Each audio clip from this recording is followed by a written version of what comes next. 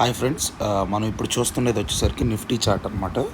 So Nifty చార్ట్లో మనము ఈరోజు మార్కెట్ యొక్క ఓపెనింగ్స్ని బేస్ చేసుకొని మనం ట్రేడ్స్ అనేవి ప్లాన్ చేసుకుంటాము. అండ్ మనము కొన్ని మ్యాథమెటికల్ క్యాలిక్యులేషన్స్ యూస్ చేసుకొని చేసిన క్యాలిక్యులేషన్స్ వల్ల మనకు క్రియేట్ అయిన సపోర్ట్ అండ్ రెసిస్టెన్స్ లెవెల్స్ అనమాట. ఇవి జస్ట్ నిన్న ఏం జరిగింది, మొన్న ఏం జరిగిందని నిన్నటి లెవెల్స్ని బేస్ చేసుకొని కానీ మొన్నటి లెవెల్స్ని బేస్ చేసుకో కానీ ఈ సపోర్ట్ అండ్ రెసిస్టెన్స్ లెవెల్స్ అయితే రావు. ఒక పర్టికులర్ ఫార్ములాని మనము క్యాలిక్యులేట్ చేసినట్లయితే ఈ లెవెల్స్ వస్తాయి. ఈ లెవెల్స్ ఎంత పర్ఫెక్ట్గా వర్క్ చేస్తాయో ఎండ్ ఆఫ్ ద డే కల్లా మనం చూస్తామన్నమాట. సో ప్రస్తుతానికి మార్కెట్ అయితే ప్రీ మార్కెట్ మనం చూస్తున్నాం కదా, 23,945. సో ఇక్కడెక్కడో ప్రీ మార్కెట్ ఓపెన్ అవుతుంది. మనకు సైడ్ వైజ్ జోన్ వచ్చేసరికి ఈ జోన్ ఏదైతే ఉందో ఇది ట్రెండ్ డిసైడింగ్ జోన్ అంటాము, లేదా సైడ్ వైజ్ జోన్ అంటాము. ఈ జోన్కి మార్కెట్ అప్ సైడ్ ఓపెన్ అవుతుంది కాబట్టి ఓకేనా. సో ఒకవేళ కానీ క్యాండిల్ కానీ ఈ జోన్కి అబోవ్ కానీ సస్టైన్ అయితే మార్కెట్ అనేది కొంచెం సేపు అప్ సైడ్ ఉండడానికి పాసిబిలిటీస్ ఉన్నాయన్నమాట. This is the first point. Second point వచ్చేసరికి మనకి ఈరోజు మార్కెట్లో జరుగుతున్నది ఫ్లాట్ ఓపెనింగ్ కాబట్టి ఫ్లాట్ ఓపెనింగ్ కాబట్టి మార్కెట్కి అప్ సైడ్ మూవ్ అవ్వడానికి ఛాన్సెస్ అనేవి ఎక్కువ ఉంటాయి అని చెప్పి మనం అనుకుంటాం.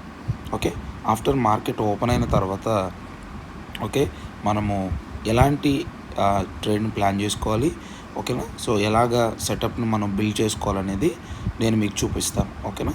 దాని ప్రకారమే మనం ఈరోజు ట్రేడ్. ప్రస్తుతానికి టైం అయితే మనకు 9:45 అవుతుంది ఫ్రెండ్స్, ఓకేనా. సో నిఫ్టీలో అయితే మనం చెప్పుకుంటున్న పివోట్ పాయింట్ ఏదైతే ఉందో ఇక్కడే మార్కెట్ మనకి ట్రేడ్ అవుతూ ఉందన్నమాట.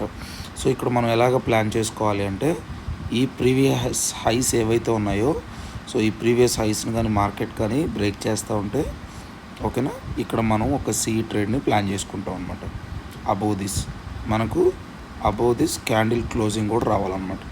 సో అప్పుడు మనం ఇక్కడ ఒక సి ట్రేడ్ని ప్లాన్ చేసుకుంటాం. మనం పి ట్రేడ్ని ప్లాన్ చేసుకోవాలి అని అంటే మనం ప్లాన్ చేసుకోవాల్సింది ఎక్కడ అంటే ఈ నో ట్రేడింగ్ జోన్ అని చెప్పుకుంటున్నాం కదా, ఈ జోన్ కింద మాత్రమే మనం ఒక షార్ట్ పీ ట్రేడ్ని ప్లాన్ చేసుకోవచ్చు అనమాట. సో లాంగ్ పీ ట్రేడ్ ఒకవేళ ప్లాన్ చేసుకోవాలంటే ఇక్కడ మనం మేజర్ సపోర్ట్స్ చెప్పుకుంటున్నాం కదా, ఈ సపోర్ట్స్ ఫెయిల్ అయినప్పుడే మనకు ఈ ఏరియాస్ కింద మేజర్ పీ ట్రేడ్ అనేది వస్తుంది అనమాట, ఓకేనా. మేజర్ పీ ట్రేడ్ ఇది వచ్చి కంటిన్యూషన్గా ఉంటుంది అనమాట. మనం సి ట్రేడ్ అయితే చెప్పుకున్నాం కదా, సి ట్రేడ్ అనేది మనం ఆల్రెడీ ప్రీవియస్ క్రియేట్ అయిన స్వింగ్ ఏదైతే ఉందో సో ఆ స్వింగ్ కానీ మార్కెట్ బ్రేక్ చేస్తుంటే అప్పుడు మాత్రమే మనము సి ట్రేడ్ని తీసుకుంటాం అనమాట. ఇక్కడ నుంచి మార్కెట్ ఇలా వచ్చింది, రిజెక్ట్ అయ్యి సపోర్ట్ తీసుకొని మళ్ళీ ఇలాగ వెళ్ళడానికి ఛాన్సెస్ ఎక్కువ ఉంటాయి అన్నమాట. సో ఇక్కడ మనం చూడాల్సిన స్ట్రైక్ ఏంటి అంటే ఈ స్ట్రైకే మనం మాట్లాడుకుంటున్నాం. 23,950 స్ట్రైక్ అనేది మనకు 180s బ్రేక్ అయితే ఇక్కడ మనం ఒక ఎంట్రీ తీసుకోవచ్చు, ఓకేనా.